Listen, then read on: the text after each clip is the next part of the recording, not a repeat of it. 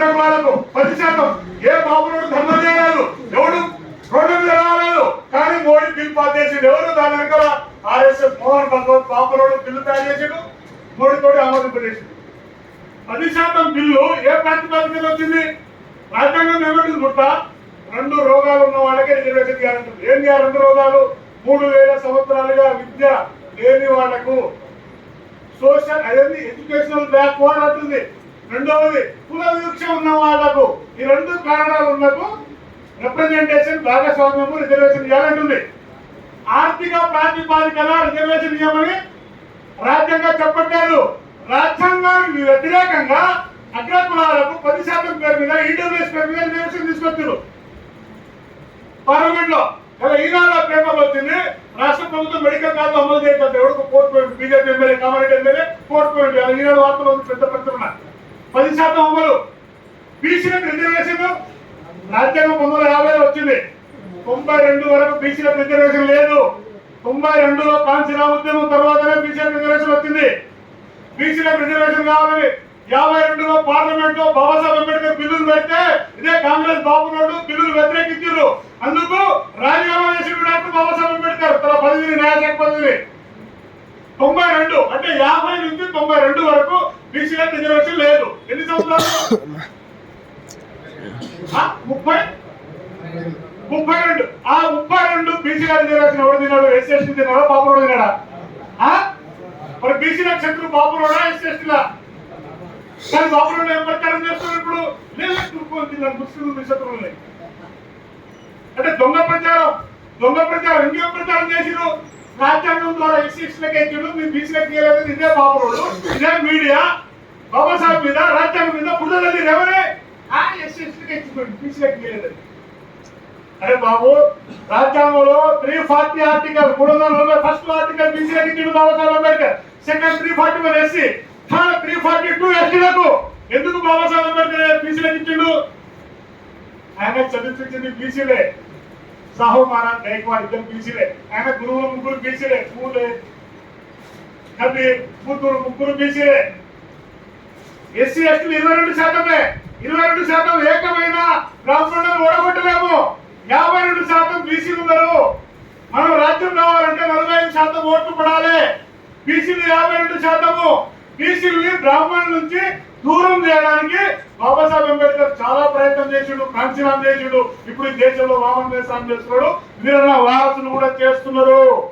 బ్రాహ్మణులకు చావు దెబ్బ, బ్రాహ్మణులకు చావు దెబ్బ పడబోతుంది. ఎట్లా? ఎప్పుడు కుల జనగణన జరిగితే కుల జనగణన ఎవరు వ్యతిరేకిస్తున్నాడు? ఇదే వీరన్న. నువ్వు ఎన్కౌంటర్ చేసిన అరవింద్ రావు ఆయన ఏం అయింది ఉండే అప్పుడు కొడుకున్న మాట బాబురావు వాడు బాబురావుడు. ఇప్పుడు ఆర్ఎస్ఎస్ చీఫ్ వాడు. మన ఆంధ్రజ్యోతిలో ఒక ఎడిటర్ రాసి ఎవరి బీసీల కులాల జనగణన చేస్తే ఇది దేశద్రోహం అంట, ఇది పాకిస్తాన్ దేశం ఇచ్చిన రోజు బాబురావుడు వ్యాసాభాసులో ఏమని జనగణన చేయొద్దంట, చీలిపోతామంట. అంటే జనగణన బ్రాహ్మణులు ఎందుకు అడ్డుపడుతున్నారు? ఆర్ఎస్ఎస్ బీజేపీ ఎందుకు అడ్డుపడుతుంది? జనగణన బయటికి వస్తే అలా సోషియో ఎకనామిక్స్ ఎవరికి గోల్డ్రు బైకులు భూములు ఉన్న లెక్కలు వస్తాయి. సోషియో ఎకనామిక్ సర్వే కులాల జనగణన అయితే బాబునోడు శత్రువు అందరికి దొబ్బేసిన వాడే అని లెక్క తేలిపోతుంది, వాడి రాజ్యం కూలిపోతుంది. అందుకొరకే బీసీల కులాల జనగణనను అడ్డుపడేది ఎవరు? బ్రాహ్మణులు. దీన్ని మీరు అర్థం చేసుకోవాలి. మీరు ఒక బాబునోడు అడిగి కలిస్తే నువ్వు బ్రాహ్మణుడివా హిందూ అంటే ఏమంటాడు బాబునోడు? చెప్పండి ఏమంటాడు? బాబు కలు నువ్వు హిందువా నువ్వు బ్రాహ్మణుడు అంటే ఏమంటాడుకుంటా? బ్రాహ్మణుడి. కానీ హిందూ ధర్మాన్ని హిందూ మతానికి యజమానుడు బాబునోడే. బాబునోడు ఎంత డేంజర్ అంటే మీకు తెలియదు. బాబాసాహెబ్ అంబేద్కర్ కాన్స్టిట్యూషన్ చెప్తారు, ఈ మనిషి కదా, ఈ 2 చేతులు కదా, ఒకటి కాంగ్రెస్ ఒకటి బీజేపీ, 2 చేతులు. బాడీ బాబునోడు ఆర్ఎస్ఎస్, 2 చేతులు కూడా కాంగ్రెస్ బీజేపీ బాబునోడే. కమ్యూనిస్ట్ పార్టీ బాబునోడే. బీజేపీకి ఎవరు స్థాపించుడు? బీసీ ఎస్సీ ఎస్టీలా? వీరన్న ఒక విప్లవ పార్టీని, ఈ కులాలని చైతన్యం చేసే ఒక పార్టీని ఒక బీసీ స్థాపించుడు.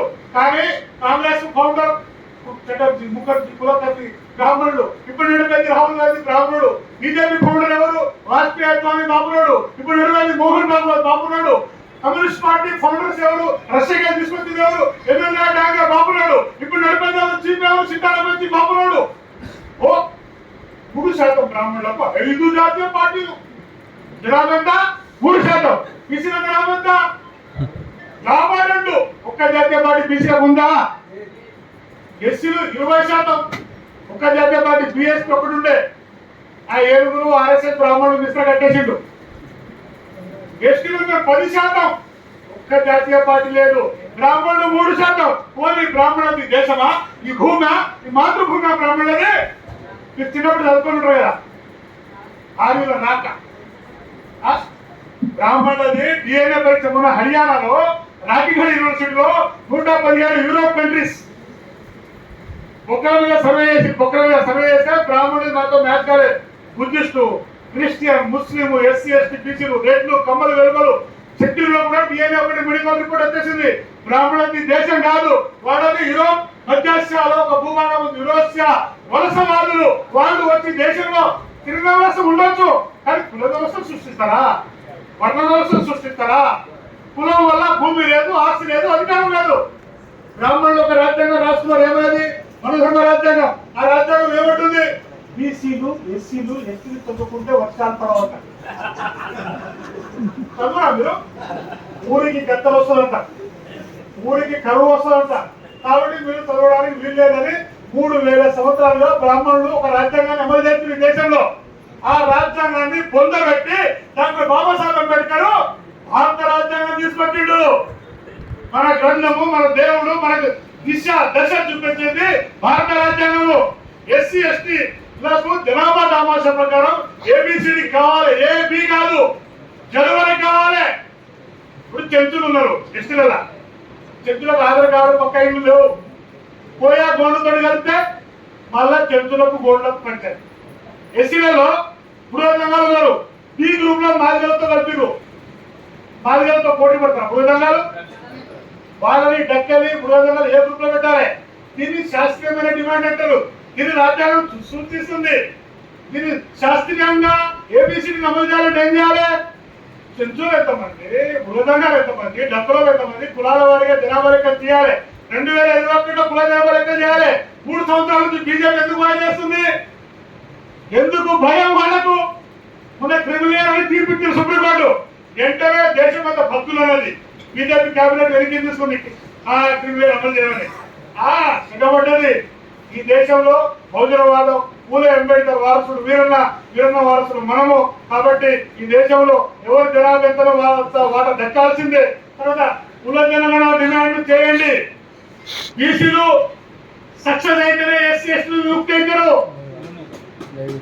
ఎస్టీ వర్గీకరణ 100% కావాలి, ఎస్సీ వర్గీకరణ కావాలి. నేను కాదు, మా తాత డాక్టర్ బాబాసాహెబ్ అంబేద్కర్ రాసిపోయాడు. 30 ఏళ్ళు ఆలస్యం జరిగింది చూడు. కానీ నేను చింతిస్తున్నా, 30 ఏళ్ల కిందనే అమలు జరగాలి. తెలిసిందా? 30 ఏళ్ల కింద అమలు జరగాలి.